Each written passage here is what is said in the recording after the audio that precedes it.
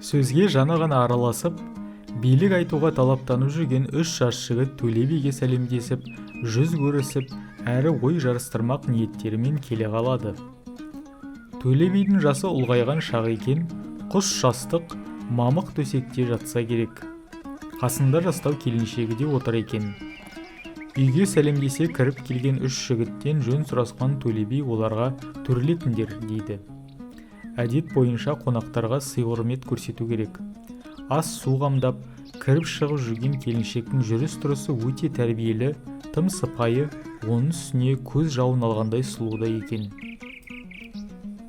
Келіншекпен дидарласуға биден бата алмай отырған жігіттер бірін-бірі көз қиығымен түсінісіп отырса керек. Шыдамы таусылғандай шай үстінде келіншекті сөзге тартпақ болған пысықсынған шешендеу біреуі киіз үйдің іргесінен көрсетіп, «Анау судың бойындағы, мынау көлдің жағасындағы кімдердің ауылы?» деп сұрай берсе керек. Сонда келіншек: «Үлкен-үлкен көлдердің бойында, үлкен-үлкен билердің ауылы тұрады.